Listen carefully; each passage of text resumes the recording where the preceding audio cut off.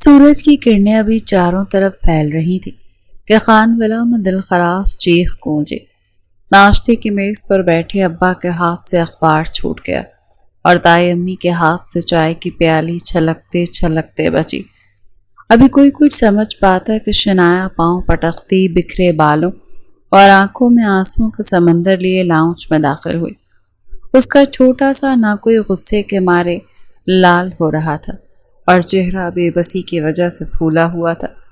اس کا بس نہیں چل رہا تھا کہ وہ ساری دنیا کو آگ لگاتے۔ ابا لٹ گئے، ہم برباد ہو گئے، میرا معصوم گلو اغوا ہو گیا ہے۔ اس نے صوفے پر ڈھیر ہوتے ہوئے گاؤں کی عورتوں کی طرح باقاعدہ طور پر اپنا سینہ پیٹنا شروع کر دیا تھا۔ پہلے تو اس کی حالت دیکھ کر ابا کو لگا کہ پھر سے کوئی باہر سے گاڑی اڑا کر لے گیا ہے، جو کہ عموماً ہوتا رہتا تھا۔ لیکن بکرے کا سن کر ان کے دل کو تھوڑا سا سکون ملا، کیونکہ یہ نقصان اتنا بڑا نہیں تھا۔ باقی سب لوگ حیرت سے شنایا کی ڈرامے بازی دیکھ رہے تھے، جبکہ سامنے بیٹھا اس کا کزن دانیال نہایت اطمینان سے ٹوسٹ چباتے اسے ایسے دیکھ رہا تھا جیسے کسی پاگل خانے کا منظر لائیو چل رہا ہو۔ خدا کا واسطہ شنایا، یہ تم ماتم تو بند کرو، کوئی تمہارے بکرے کو کیوں اغوا کرے گا؟ اور اگر ایسا ہو بھی گیا تو شکر کا کلمہ پڑھو، کیونکہ وہ بکرا کم اور محلے کا الارم زیادہ تھا۔ دانیال کے اس جملے نے جلتی پر تیل کا کام کیا۔ شنایا تڑپ کر کھڑی ہوئی اور ہاتھ نچاتے ہوئے کسی فلاپ ہیروئن کی طرح ایکٹنگ کرتے ہوئے بولی، آپ کو تو خوشی ہوگی ہی، کل آپ ہی کہہ رہے تھے نا کہ اسے کہیں ٹھکانے لگا دوں گا۔ ابا دیکھیں، مجھے پورا یقین ہے کہ سازش کے پیچھے اسی ہٹلر کا ہاتھ ہے۔ او ہیلو، میرے پاس اتنا فارغ وقت نہیں ہے جو ہمیں اس کو اغوا کرتا پھروں گا۔ دانیال نے انتہائی بیزاریت بھرے انداز میں جواب دیا، مجھے تو لگتا ہے کہ وہ تم سے تنگ ہو کر بھاگا ہے۔ تم بھی تو 24 گھنٹے اس کے سر پر کھڑی ہو کر پتہ نہیں اسے کون سے دکھ سناتی رہتی تھی۔ بیچارہ ڈپریشن کا مریض بن گیا ہوگا۔ یہ کہہ کر وہ اٹھ کر جانے ہی لگا تھا کہ شنایا فوراً سے اس کے سامنے فرش پر دھرنا مار کر بیٹھ گئی۔ اس کا اعلان صاف تھا کہ جب تک گلو نہیں ملتا کوئی بھی گھر سے باہر نہیں جائے گا۔ یہ کیا بدتمیزی ہے؟ ہٹو سامنے سے، میرے امپورٹنٹ ٹیسٹ ہے۔ دادا ابو، آپ اس کو سمجھاتے کیوں نہیں؟ دانیال نے ایک نظر دادا جان پر ڈالتے ہوئے کہا، جو خود خاموش تماشائی بنے اپنی پوتی کی اوور ایکٹنگ ملاحظہ فرما رہے تھے۔ ارے میری پیاری بچی، ہو سکتا ہے وہ باہر گھومنے کے لیے نکل گیا ہو۔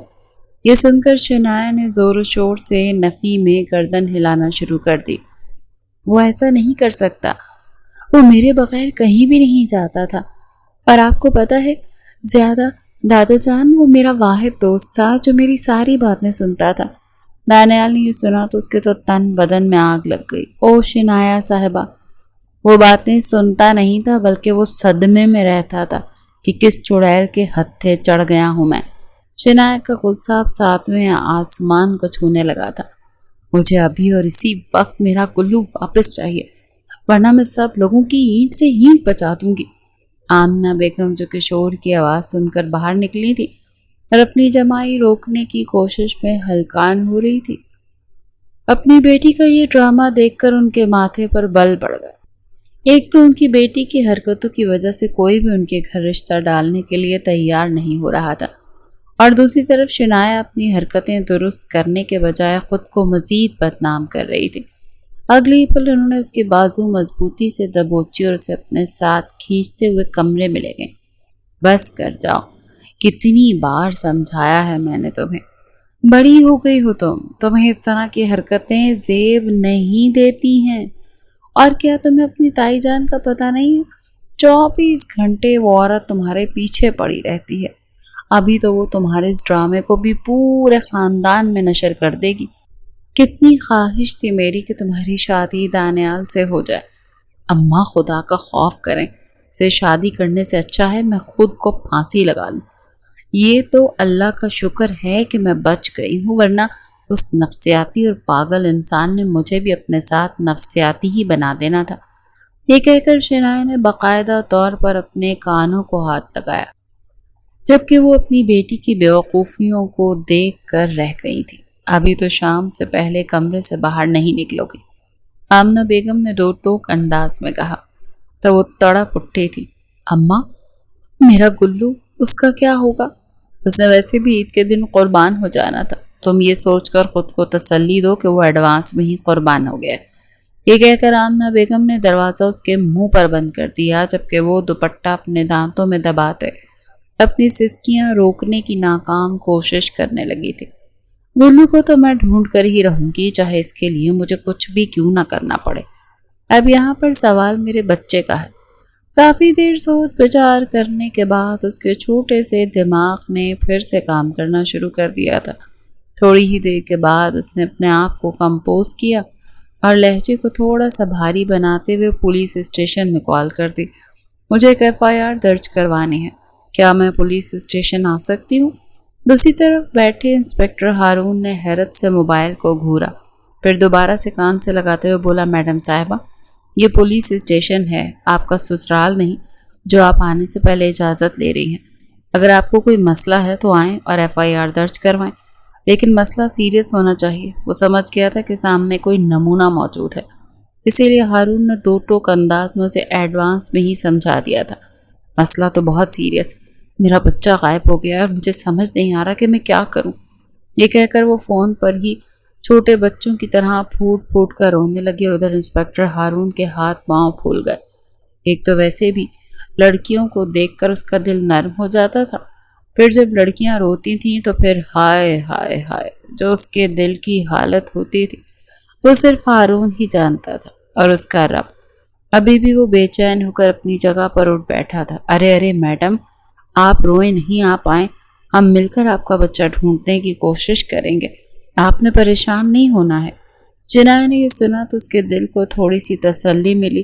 کیا آپ کے پاس اپنے بچے کی کوئی تصویر ہے؟ ہارون نے تھوڑی دیر کے بعد جب محسوس کیا کہ وہ نارمل ہو گئی ہے تو اپنے لہجے کو سنجیدہ بناتے ہوئے اس سے سوال کرنے لگا۔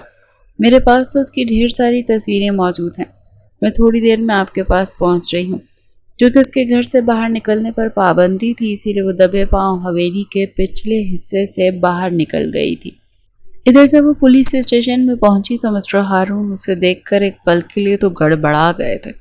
ایک چھوٹی سی معصوم لڑکی اس کے سامنے تھی جو خود بچی معلوم ہوتی تھی۔ کتنے ظالم لوگ ہیں جنہوں نے اتنی معصوم بچی کی شادی کر دی۔ وہ دل ہی دل میں اس کے ماں باپ کو کوسنے لگا۔ محترمہ خاموشی سے اس کے سامنے کرسی پر جا کر بیٹھ گئی۔ دیکھیں مس، آپ ریلیکس ہو جائیں۔ ہارون نے ایک بار پھر اسے نارمل کرنے کی کوشش کی۔ آج کل وہ خود بھی ڈپریشن کے دور سے گزر رہا تھا۔ اس کی بیوی اسے چھوڑ کر بھاگ گئی تھی۔ اسے اپنی بیوی کو چھوڑنے کا اتنا غم نہیں تھا جتنا غم اسے ان پیسوں اور زیورات کا تھا جو وہ لے کر بھاگی تھی، اور سونے پر سہاگا یہ پولیس آفیسر ہونے کے باوجود بھی اپنی بیوی کو ڈھونڈ نہیں پایا تھا۔ شہنائی نے فوراً سے اپنا موبائل اس کے سامنے کیا تو ہارون اسے عجیب سے انداز میں دیکھنے لگا۔ کیا آپ مجھ سے مذاق کر رہی ہیں؟ یہ سن کر شہنائی نے اپنے آنسو بے دردی سے صاف کیے اور تیزی سے نفی میں سر ہلاتے ہوئے بولی، میں آپ کے ساتھ مذاق کیوں کروں گی؟ میں سیریس بتا رہی ہوں، یہ میرا بچہ تھا اور یہ غائب ہو گیا۔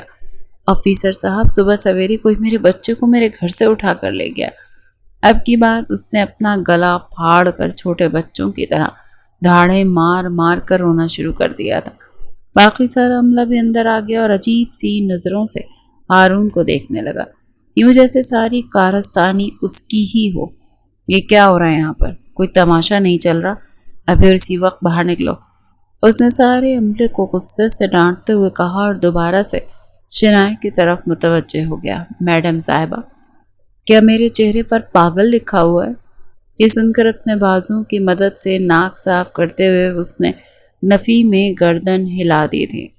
تو پھر اس وقت اٹھیں اور یہاں سے نکلیں۔ یہ سن کر شہنائی کا دماغ یکدم ہی غصے کے مارے گھوم گیا تھا۔ او ہیلو مسٹر، آپ ہمارے محافظ ہیں، آپ کا کام بنتا ہے کہ آپ ہماری اور ہماری چیزوں کی حفاظت کریں۔ آپ میری مدد کرنے کے بجائے الٹا مجھے ہی ڈانٹ رہے ہیں۔ DSP Shahryar Khan police station کے اندر داخل ہوا تو وہاں پر آنے والی عجیب و غریب آوازیں سن کر ایک پل کے لیے اس کے ماتھے پر بھی لاتعداد بل پڑ گئے۔ اس نے پولیس کانسٹیبل کی طرف دیکھا تو خباثت بھرے انداز میں مسکرانے لگا۔ جیسے ہی شہریار اندر داخل ہوا تو سامنے کا منظر دیکھ کر اس کے لیے بھی اپنی ہنسی دبانا بہت مشکل ہو گیا تھا۔ شنایا بیگم غصے میں آ کر چیئر پر چڑھ گئی تھیں اور اپنی کمر پر ہاتھ رکھ کر اسے دھمکیوں سے نواز رہی تھیں کہ اگر تم نے میرا بچہ ڈھونڈ رہے ہو، میں میری مدد نہیں کی تو میں تمہیں چھوڑوں گی نہیں۔ ایک فیمیل کانسٹیبل باہر قریب مسکرا رہی تھی، کیونکہ جب اس نے اندر جانے کی کوشش کی تب انسپکٹر ہارون پر ہمدردی کا بخار چڑھا تھا، اور تب وہ صرف اور صرف شنایا کو سننا چاہتا تھا، لیکن اب وہ اپنے کانوں کو ہاتھ لگا رہا تھا۔ کیا ہو رہا ہے یہاں پر؟ شہریار نے خون خوار انداز میں کہا تو شنایا نے اپنا چھوٹا سا منہ ہاتھ اٹھا کر اسے خاموش رہنے کا اشارہ کیا۔ مسٹر، 2 منٹ کے لیے ذرا چپ ہو جائیں، ایک چھوٹا سا معاملہ ہو گیا ہے، ہم ذرا اس پر بات کر رہے ہیں، آپ سے تھوڑی ہی دیر میں ڈیٹیل میں بات کرتی ہوں۔ یہ کہہ کر وہ پھر سے ہارون کی طرف متوجہ ہو گئی، جبکہ وہ بیچارہ مدد طلب نظروں سے اب شہریار کو دیکھ رہا تھا۔ شنایا کے باپ کے بارے میں سن کر اس کے واقعی میں پسینے چھوٹ گئے تھے، کیونکہ وہ کوئی معمولی لڑکی نہیں بلکہ ایک بہت بڑے بزنس مین کی بیٹی تھی۔ اس کا فیملی بیک گراؤنڈ بھی آرمی سے بلانگ کرتا تھا، کم از کم وہ اس سے پنگا نہیں لے سکتا تھا۔ مس، یہ ڈرامہ سٹیج نہیں ہے، پولیس اسٹیشن ہے، آپ کو جو بھی بات کرنی ہے آپ تمیز کے دائرے میں رہ کر کریں۔ شنایا نے ایک پل کے لیے اپنی نگاہیں اٹھائیں تو اگلے ہی پل شہریار کو اپنا دل ڈوبتا ہوا محسوس ہوا تھا۔ لال رنگ کی سوجی ہوئی بڑی بڑی آنکھیں، وہ لڑکی واقعی میں بہت حسین تھی اور کسی کا بھی دل دھڑکانے کی صلاحیت رکھتی تھی۔ شہریار کی اونچی آواز میں بات کرنے پر وہ پھر سے دل برداشتہ ہو کر کرسی پر بیٹھ گئی تھی اور اپنا چہرہ دونوں ہاتھوں میں چھپا کر پھوٹ پھوٹ کر رونے لگی تھی۔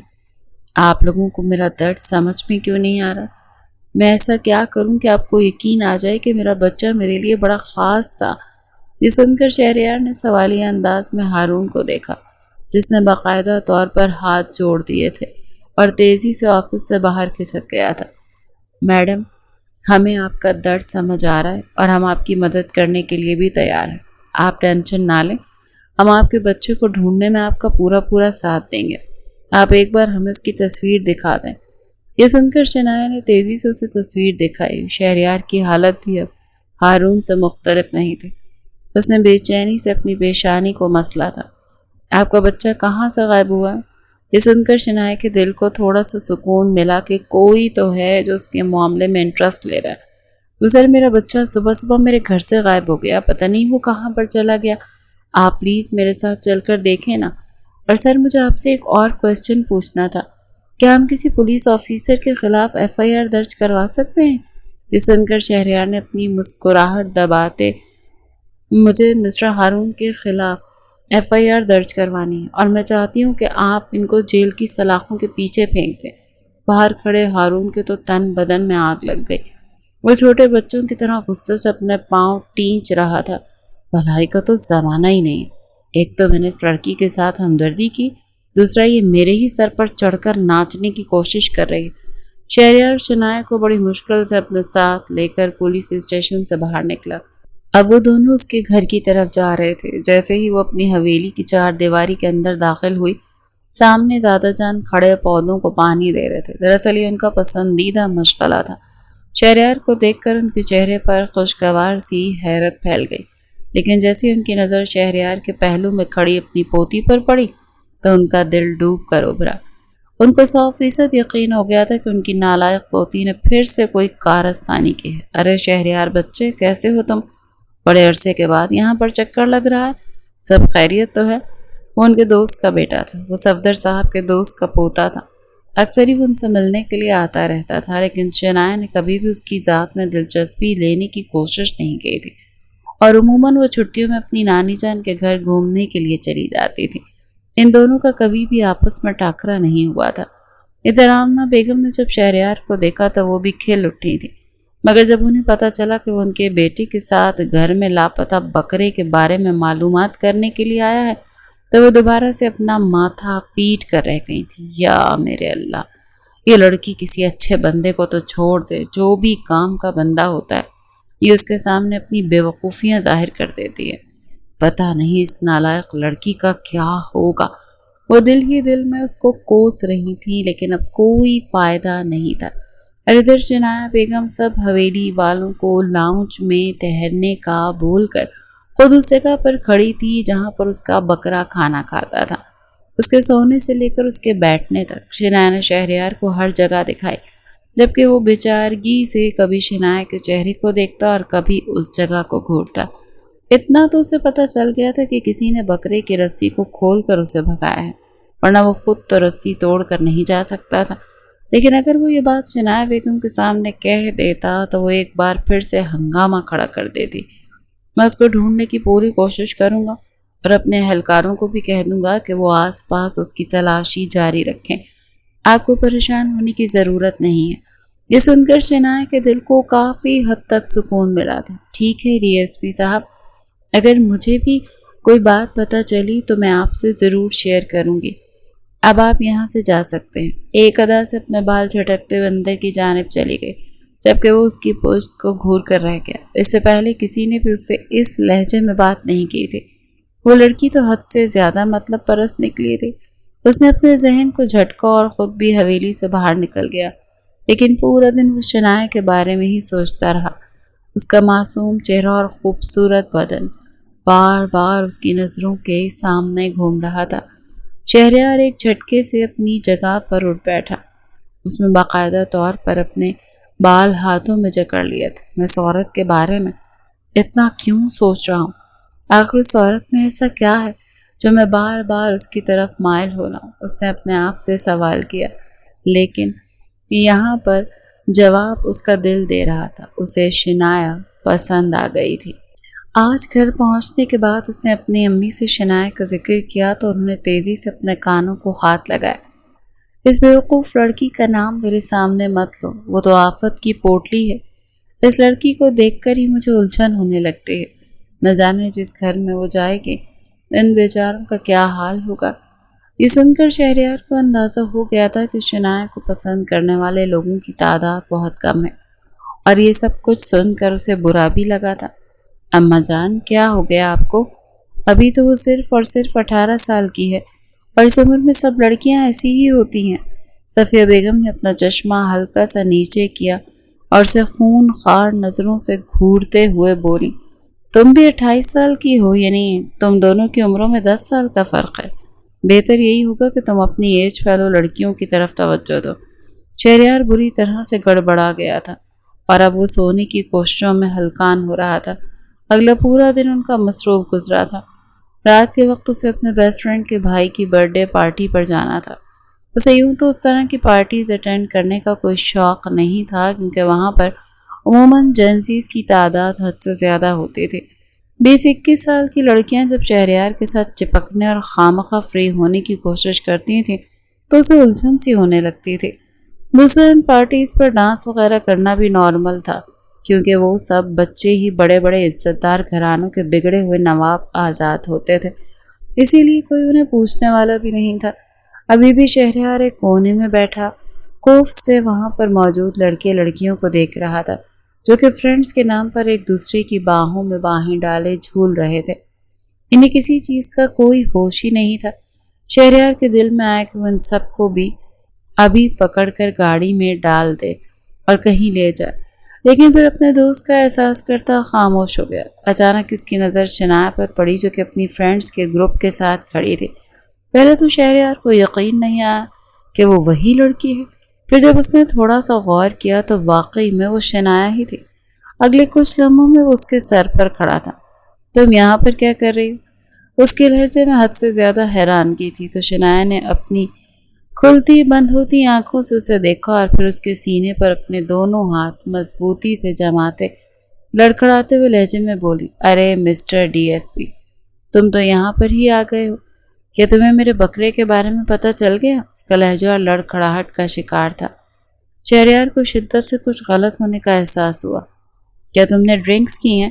اس نے خون خوار انداز میں شنایا کی آنکھوں میں جھانکتے ہوئے کہا، تو وہ تیزی سے بولی، توبہ توبہ، کس طرح کی باتیں کر رہے ہو ڈی ایس پی؟ یہ کہہ کر اس نے ڈی ایس پی کے کان پکڑ لیے تھے۔ تو پھر لگتا ہے کہ میں ایسے کوئی حرکت کر سکتی ہوں؟ اگلے ہی پل شنایا نے اپنا سر اس کے سینے پہ رکھ دیا تھا۔ آس پاس بہت سے لوگ یہ منظر دیکھ رہے تھے اور کچھ کے لبوں پر پراسرار سی مسکراہٹ رینگ رہی تھی۔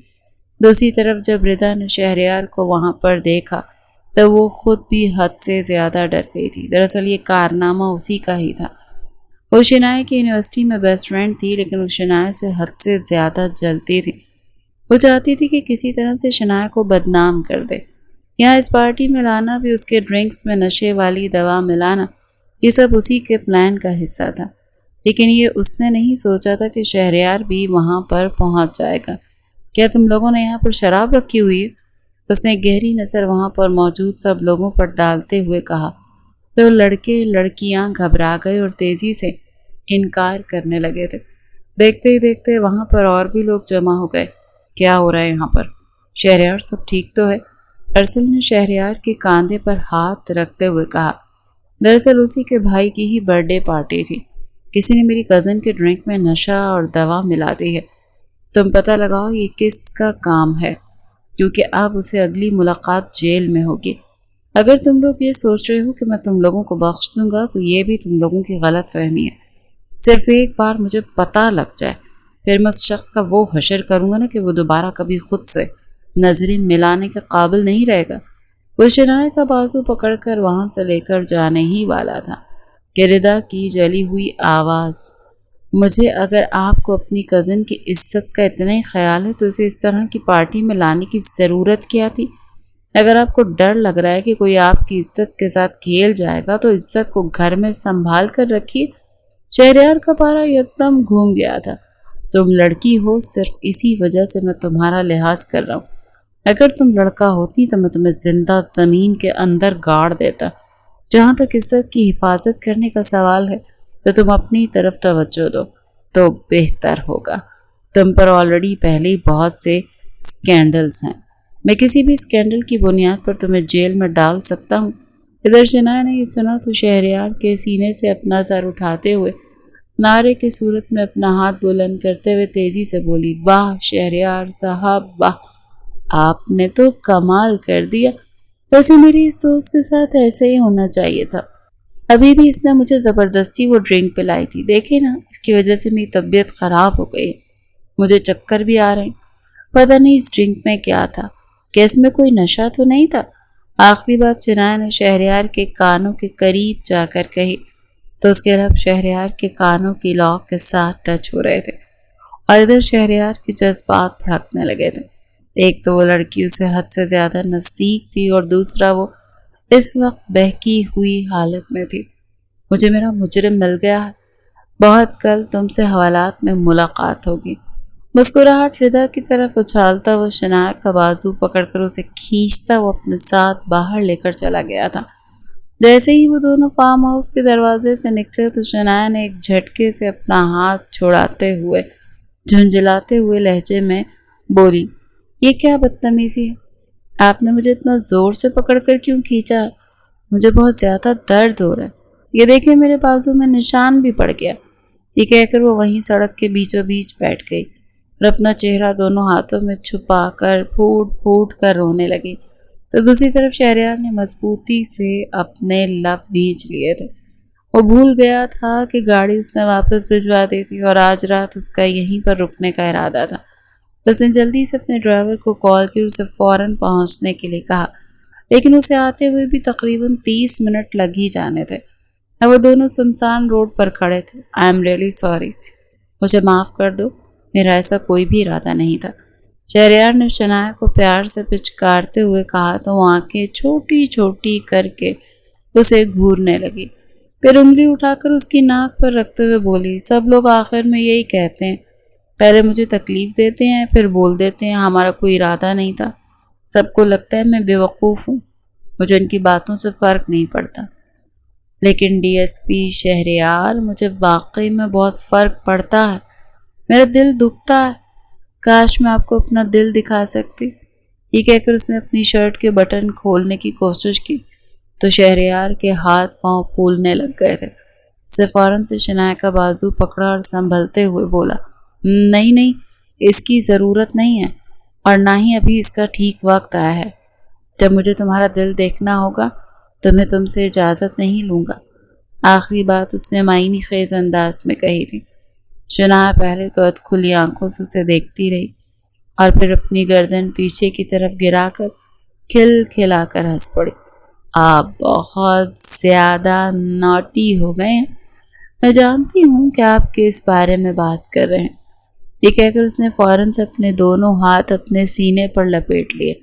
اگر آپ کو لگتا ہے کہ میں آپ کو اپنی جنت دکھاؤں گی تو یہ آپ کی غلط فہمی ہے، کیونکہ یہ جنت تو میں نے صرف اور صرف اپنے شوہر کے لیے سنبھال کر رکھی ہوئی ہے۔ شہریار کا دل عجیب انداز سے دھڑکا تھا۔ ایک سرد لہر اس کے پورے وجود میں دوڑ گئی تھی۔ زندگی میں پہلی بار اس کے لیے اپنے اوپر کنٹرول کرنا بہت مشکل ہو رہا تھا، اور اس کی وجہ اس لڑکی کی بہکی بہکی باتیں تھیں۔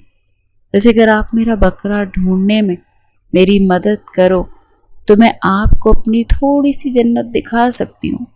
ویسے بھی میرا بہت دل کر رہا ہے۔ یہ کہہ کر وہ اٹھ کھڑی ہوئی اور اس نے اپنے بازو شہریار کی گردن میں ڈالے۔ وہ جانتا تھا اس میں شنایا کا کوئی قصور نہیں ہے۔ دراصل شراب پینے کی وجہ سے اس کا خون حد سے زیادہ گرم ہو گیا تھا، اور اب اس کی خواہشات بھی سر اٹھا رہی تھی۔ شہریار اپنے اوپر قابو پانے کی ناکام کوشش کر رہا تھا۔ شنایا کا سینہ اس دوران زور سے اس کے سینے کے ساتھ جا کر ٹچ ہوا تھا۔ شنایا کی دھڑکنوں نے زور سے شہریار کے سینے کے ساتھ رگڑ کھائی تو ایک بے چینی سی اس کے لبوں سے نکلی تھی۔ اف، آپ تو میری سوچ سے بھی زیادہ ہاٹ ہیں، اس کے کانوں میں جھکتے ہوئے شرارتی لہجے میں بولی، اور ادھر شہریار کی سیٹی گم ہو گئی تھی۔ اسے لگتا تھا کہ اس سے زیادہ بے شرم اور پوری دنیا میں کوئی بھی نہیں ہے۔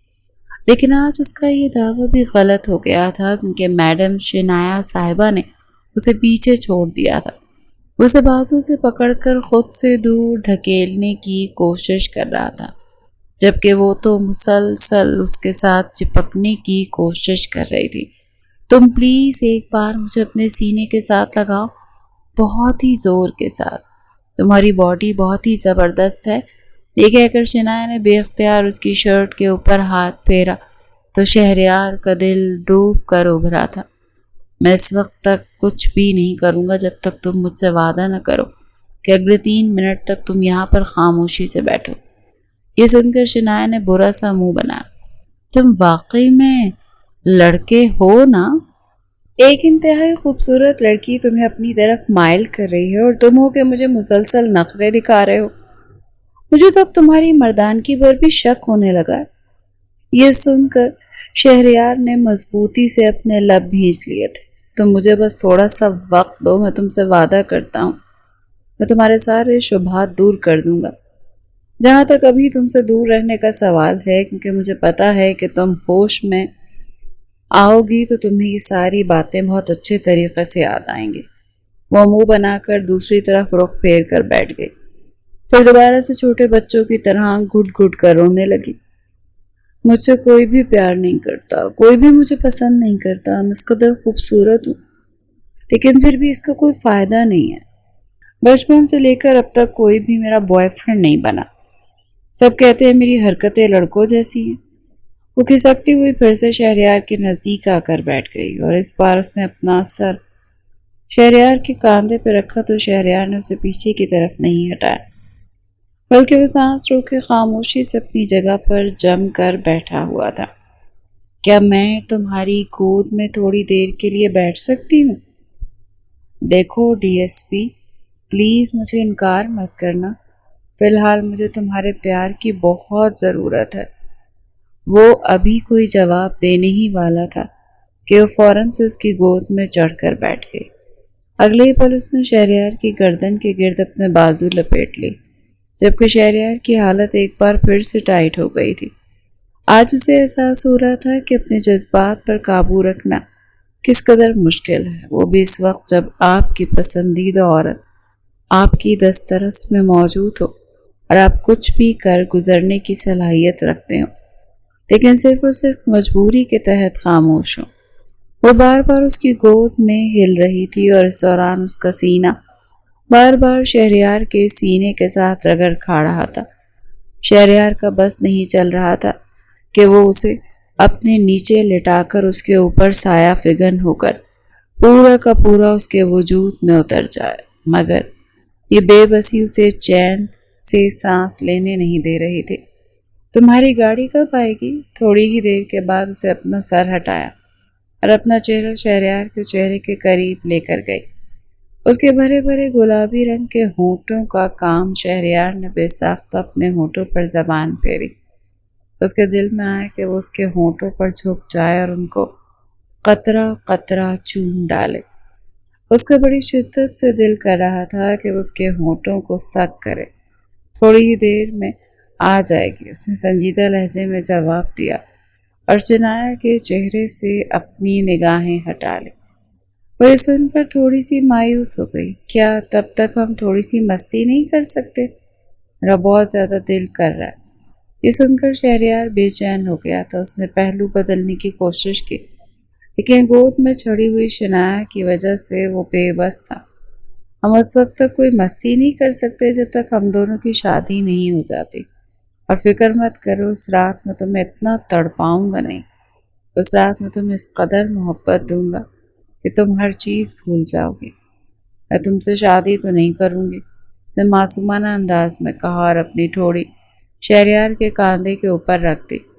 میں نے سنا ہے پولیس والے بہت زیادہ ظالم ہوتے ہیں اور وہ بہت اسٹرانگ بھی ہوتے ہیں، وہ اپنی بیویوں کو درد بھی دیتے ہیں۔ شہریار نے اب کی بار اپنا ہاتھ مضبوطی سے اپنے لبوں پر جمایا تھا۔ اس نے حویلی میں دانیال کو کال کی اور اسے اس معاملے کے بارے میں بتایا۔ اسے لگ رہا تھا دانیال شنایا کا پردہ رکھے گا، لیکن اگلی صبح جب شنایا صاحبہ سو کر اٹھی تو حویلی میں بھونچال آیا ہوا تھا۔ دادا جان نے پوری حویلی سر پر اٹھائی ہوئی تھی۔ کیا میں نے اس وجہ سے تمہیں پروان چڑھایا کہ جوان ہو کر تم میری ناک کاٹ ڈالو؟ یہ سن کر شنایا نے بے ساختہ غور سے دادا کی ناک کو دیکھنا شروع کر دیا۔ پر انتہائی معصومانہ انداز میں بولی، دادا جان آپ کم از کم جھوٹ تو نہ بولیں، آپ کی ناک سے ہی سلامت ہے۔ میں نے اس کو کب کاٹا؟ یہ سن کر پورے لاؤنج میں دبی دبی ہنسی گونجنے لگی۔ آمنہ بیگم نے آگے بڑھ کر دوبارہ سے اس کے بازو کو دبوچا تو وہ درد سے کراتے ہوئے بولی، ہوا کیا ہے؟ مجھے اتنا تو بتا دیں۔ اس کے لہجے میں حد سے زیادہ معصومیت تھی۔ اب کیا یہ بھی ہمیں ہی تمہیں بتانا پڑے گا؟ تائی جان نے آگے بڑھ کر انتہائی ناگواری سے کہا تو وہ زور و شور سے ہاں میں سر ہلانے لگی۔ ظاہری سی بات ہے تائی جان، تماشا آپ نے لگایا ہوا ہے تو آپ ہی مجھے اس کی وجہ بھی بتائیں گے نا؟ شنایا نے روکھے سے انداز میں جواب دیا تھا۔ تم کل رات کے وقت کہاں پر تھیں؟ انہوں نے خون خوار انداز میں اس کی آنکھوں میں جھانکتے ہوئے سوال کیا، اور یہ سن کر اس نے اپنے ماتھے پر دباؤ ڈالنے کی کوشش کی۔ پھر کمال مہارت سے جھوٹ بولنے لگی۔ جہاں تک مجھے یاد ہے کل رات میرا ایکسیڈنٹ ہو گیا تھا، پھر کوئی مجھے اسپتال لے کر گیا تھا۔ اس کی خوش قسمتی یہ تھی کہ آج صبح ہی شہریار اسے کال کر کے رات کے معاملے کے بارے میں بتا چکا تھا۔ تم سے یہ پوچھ رہے ہم کہ رات کے وقت حویلی سے باہر نکلنے کی ضرورت کیا تھی؟ آخر ایسی کون سی نوبت آ گئی تھی کہ تم نے آدھی رات کے وقت حویلی کی دہلیز پار کی؟ تائی جان کا غصہ عروج پر تھا۔ جو سوالات آپ اتنے غصے سے پوچھ رہی ہیں، اگر یہی سوالات آپ اپنی بیٹی سے کر لیں تو آپ کو ساری کہانی سمجھ میں آ جائے گی۔ اس نے حقارت آمیز لہجے میں کہا، دیکھ رہے ہیں ابا جان، آپ اس کی حرکتیں دیکھیں ذرا، ایک تو چوری اور اوپر سے سینہ زوری، کیسے مجھے آنکھیں دکھا رہی ہے۔ ارے میری بچی تم سے 1000 گنا بہتر ہے، اسی لیے اس کی شادی بھی اتنے بڑے گھرانے میں ہو گئی ہے۔ تم ایک نظر خود کو دیکھو، کوئی تم پر تھوکنا بھی پسند نہیں کرتا، اپنے ساتھ ساتھ تم نے اپنی ماں کو بھی پورے خاندان میں بدنام کر دیا۔ بے بسی اور غصے کے مارے شنایا کی آنکھوں میں آنسو آ گئے تھے۔ اس نے بھی فیصلہ کر لیا تھا کہ آج تو وہ خاموش نہیں رہے گی، اسی لیے وہ اپنی تائی کو آنکھیں دکھاتے ہوئے بولی، جس طریقے سے آپ کی بیٹی نے یہ رشتہ حاصل کیا ہے نا، اس بارے میں بھی سب بہت اچھے سے ہی طریقے سے جانتے ہیں، کیسے وہ اس لڑکے کے پیچھے پڑ گئی تھی اور کیسے اس نے اپنی جان لینے کی کوشش کی تھی، اور اس طرح تو میں بھی کسی بھی امیر زادے کو اپنے جال میں پھنسا سکتی ہوں۔ مگر مسئلہ پتہ ہے کیا ہے تائی، میں آپ کی بیٹی کی طرح بغیرت نہیں ہوں، اور اگر دوبارہ کسی نے بھی میرے کردار پر وار کرنے کی کوشش کی نا تو میں اس کا لحاظ ہرگز نہیں کروں گی۔ میں یہاں پر رہ رہی ہوں، اپنے باپ کا کھا رہی ہوں، کسی کے باپ کا نہیں۔ وہ یکدم ہی غصے میں آ گئی تھی۔ دادا جان بھی خاموش ہو گئے کیونکہ ان کی بڑی بہو نے واقعی میں شنایا کو غلط باتیں بولی تھی، اور ادھر تائی جان غصے سے بل کھا رہی تھی۔ دانیال نے آگے بڑھ کر شنایا کا بازو دبوچنے کی کوشش کی تو شنایا نے ایک زوردار تھپڑ اس کے چہرے پر مارا۔ اپنی مردانگی جا کر اپنی بہن پر چلا۔ میرا باپ بننے کی ضرورت نہیں، وہ انگلی اٹھا کر اسے دھمکی دیتی ہوئی بھاگ کر اپنے کمرے میں آ گئی اور پھوٹ پھوٹ کر رونے لگی۔ آمنہ بیگم بھی مکمل طور پر خاموش کھڑی تھی، لیکن نہ جانے کیوں آج انہیں اپنی بیٹی کا رویہ غلط نہیں لگ رہا تھا، بلکہ ان کے دل کو انسانی سی خوشی محسوس ہو رہی تھی۔ اللہ تعالیٰ نے انہیں صرف ایک بیٹی سے نوازا تھا، جبکہ ان کی جیٹھانی اور دیورانی کے پاس بیٹوں کی نعمت بھی موجود تھی، جس کی وجہ سے آمنہ بیگم ہمیشہ اپنے آپ کو کمتر محسوس کرتی تھیں اور ان کو لگتا تھا کہ اگر ان کی جیٹھانی یا دیورانی میں سے کسی نے ان کی بیٹی کے لیے رشتہ نہ ڈالا تو کبھی ان کی بیٹی کے اچھی گھر میں شادی ہی نہیں ہو پائے گی۔ یہی وجہ تھی کہ وہ 24 گھنٹے اس کی چاپلوسی کرتی رہتی تھی، لیکن آج اپنی جیٹھانی کی باتیں سن کر ان کے دل کو حقیقی معنوں میں افسوس ہوا تھا۔ تم دیکھ رہی ہو نا آمنہ اپنی بیٹی کی لمبی زبان، اور دادا جان دیکھیں اس نے میرے بیٹے پر ہاتھ اٹھایا ہے۔ نہ تو صفدر صاحب کچھ بولے، نہ ہی آمنہ بیگم نے جواب دینا ضروری سمجھا۔ آمنہ بیگم خاموشی سے اپنے کمرے میں چلی گئیں۔ جو ہمت ان سے کبھی نہیں ہو پائی تھی آج ان کی بیٹی نے وہ کر دکھایا تھا۔ شام مغرب کے وقت شنایا کا غصہ جا کر تھوڑا ٹھنڈا ہوا تو اس نے ایک بار پھر سے اپنے گلو کا خیال آنے لگا۔ دوسرا کل رات کے مناظر بھی ایک ایک کر کے اس کی نظروں کے سامنے گھوم رہے تھے۔ وہ بار بار اپنے لبوں پر ہاتھ رکھ رہی تھی اور اپنی چیخ کا گلا گھونٹ رہی تھی۔ یا میرے اللہ، ایسا نہیں ہو سکتا، میں ایسی باتیں کیسے بول سکتی؟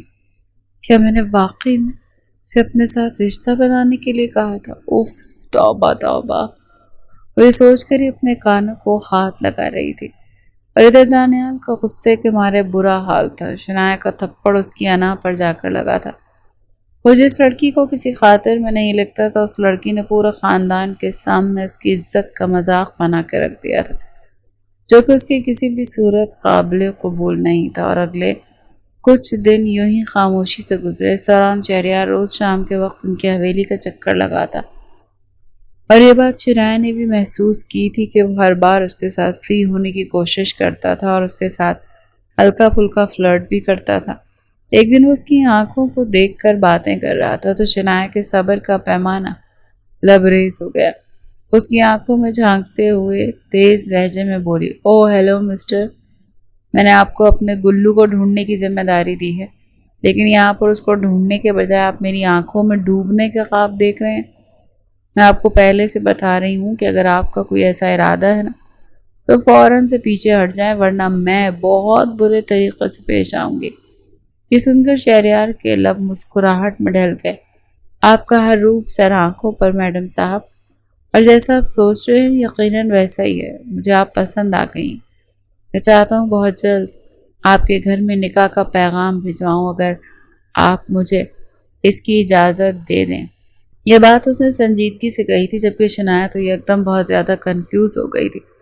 اس کو تو لگا تو شہریار یہ باتیں سن کر شرمندہ ہو کر چلا جائے گا، لیکن وہ تو ڈٹ کر کھڑا ہو گیا تھا اور اس کی نکاح کی پیشکش کر رہا تھا۔ شنایا کو اس طرح سے کنفیوز ہوتا وہ دیکھ کر شہریار نے اس کے گالوں کو انگلیوں کی پوروں سے چھوا اور اس کی آنکھوں پر نرمی سے پھونک مارتے ہوئے بولا، آپ کے پاس سوچنے سمجھنے کے لیے وقت ہے۔ ہم آپ کے ساتھ زبردستی نہیں کریں گے، لیکن وہ بھی ایک شرط پر۔ ہمیں جواب ہاں میں چاہیے۔ جہاں تک گلو کا سوال ہے تو فکر مت کریں، سمجھیں کہ گلو مل گیا۔ وہ بولتا وہاں سے چلا گیا، جبکہ شنایا اس وقت تک اس کی پشت کو گھورتی رہی جب تک کہ وہ نظروں سے اوجھل نہیں ہو گیا۔ یہ بات سچ تھی کہ اسے بھی شہریار پسند تھا، لیکن وہ اس کی ماں کی وجہ سے ڈرتی تھی۔ وہ جانتی تھی شہریار کی امی اسے بالکل بھی پسند نہیں کرتی ہیں۔ ابھی کچھ دن پہلے ہی وہ ان کے گھر کی دعوت پر آئی تھی، جن کی نظریں بار بار بھٹک کر کومل پر جا کر رک رہی تھی، جو کہ شنایا کی ہی کزن تھی۔ انہوں نے شروع میں صرف شنایا کو سلام ہی کیا تھا، وہ بھی روکھے سے انداز میں، اس لیے شنایا نے اپنے آپ کو کسی بھی قسم کی غلط فہمی میں مبتلا ہونے سے بچا لیا تھا۔ دوسری طرف دانیال اپنا بدلہ لینے کے لیے دادا جان کے پاس پہنچ گیا۔ میں شنایا سے نکاح کرنا چاہتا ہوں۔ اس کا لہجہ ہر طرح کے جذبے سے پاک تھا۔ صفدر صاحب نے یہ سنا تو تھوڑے سے پریشان ہو گئے۔ तुम्हें तो वो पसंद नहीं थी। दादा जान, मैं गलती पर था। वो मुझे हमेशा से पसंद थी और मैं उससे वाकई में शादी करना चाहता हूँ। ये आपकी भी तो ख्वाहिश थी ना। और अब जब मैं राजी हो रहा हूँ तो क्या मसला है? सफदर साहब बस उसके चेहरे को देख कर रह गए थे। मुझे नहीं लगता कि शनाया इस रिश्ते के लिए राजी होगी। दादा जान, उसको मनाना आपका काम है। ये कहकर वो लंबे लंबे डग भरता कमरे से बाहर निकल गया था। इधर आमना बेगम को पता चला तो वो सादा दिल की हामिल खातून फौरन से ही पुरजोश हो गई थी, क्योंकि हमेशा से ही वो यही चाहती थी कि उनकी बेटी उनकी नज़रों के सामने रहे। दूसरी तरफ ताईजान भी हद से ज्यादा मीठी बनी हुई थी।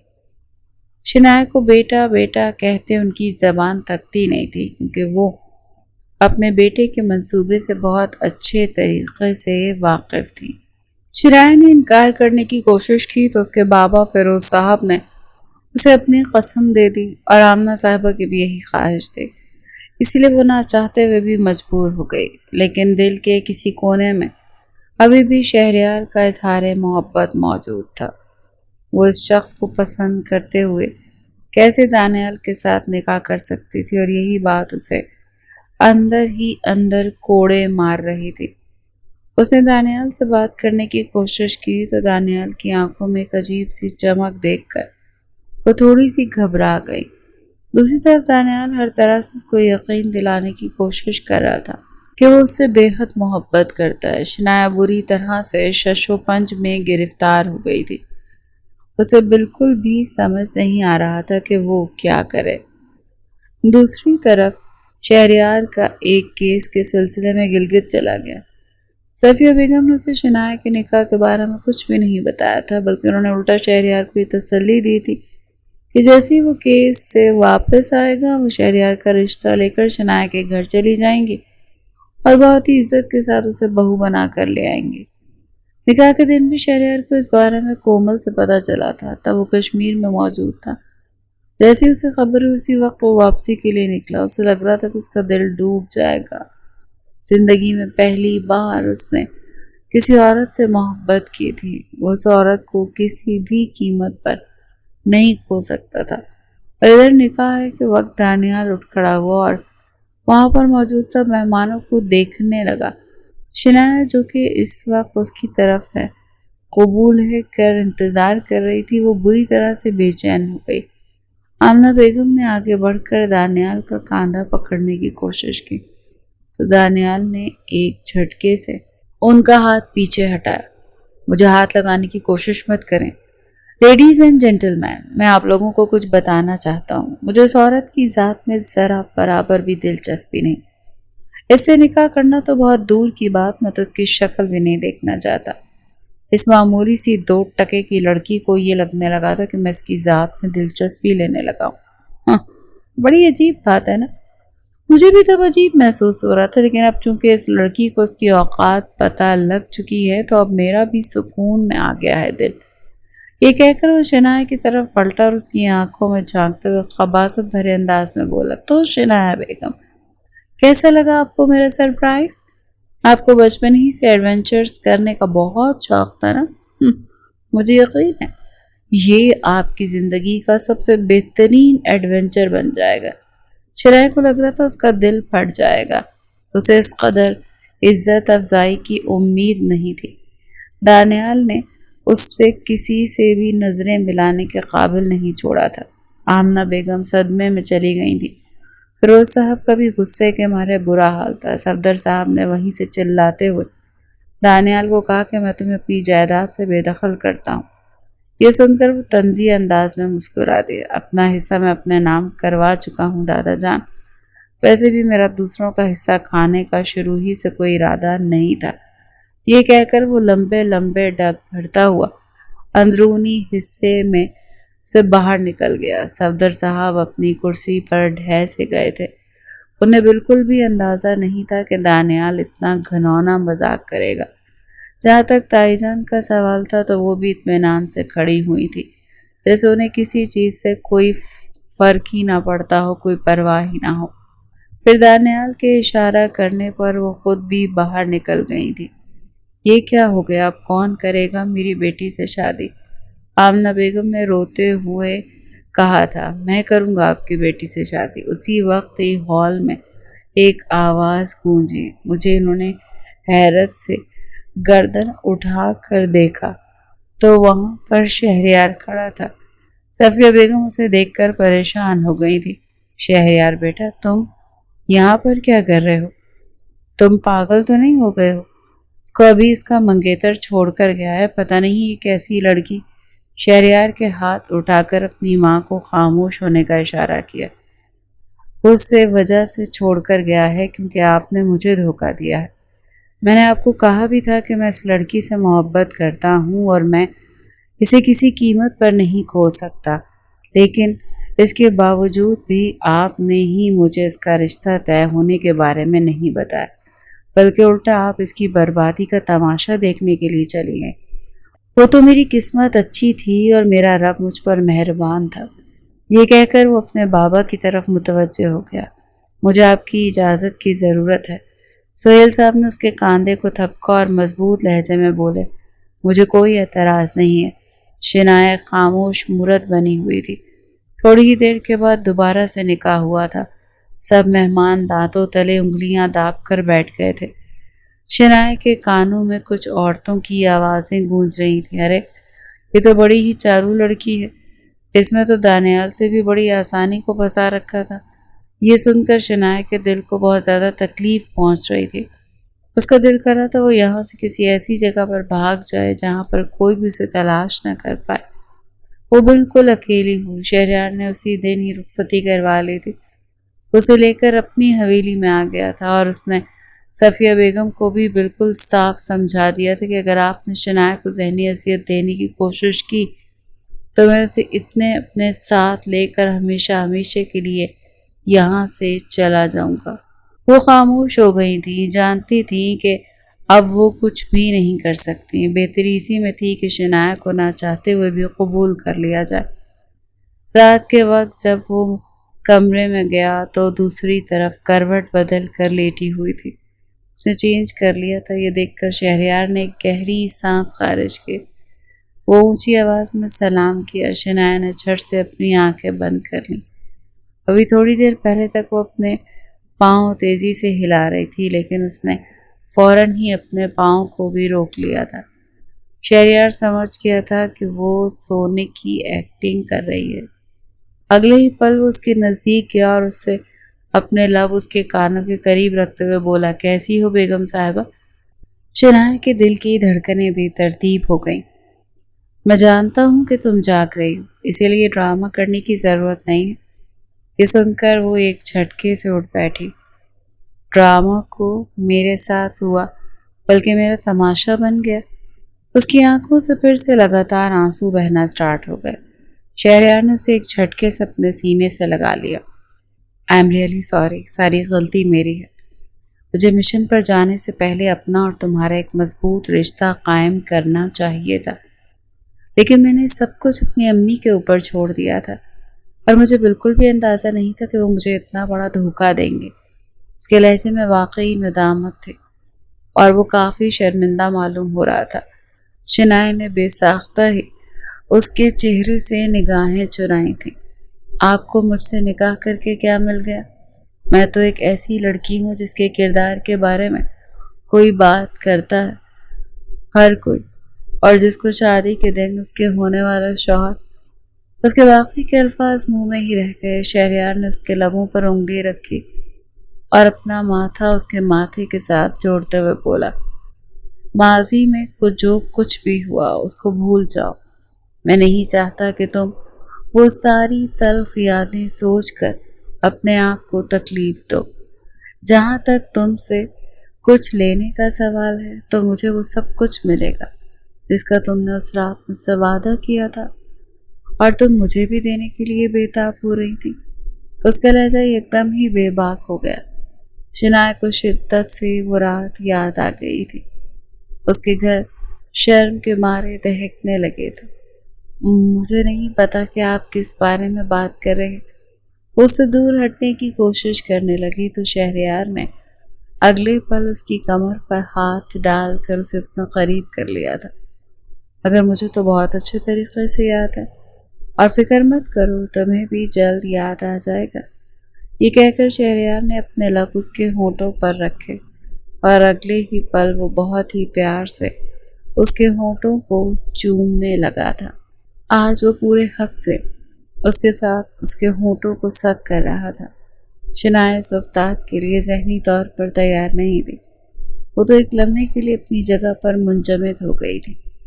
پھر جب اس کا لمس شدید ہونے لگا اور شنایا کو اپنے ہونٹوں پر چبھن کا احساس ہوا، تو وہ جلدی سے ہوش کی دنیا میں واپس آئی تھی، اور اگلے ہی پر اس نے شہریار کے سینے پر اپنا ہاتھ مضبوطی سے جما کر اسے خود سے دور دھکیلنے کی کوشش کی تھی، لیکن وہ اس میں بھی ناکام ہو گئی تھی۔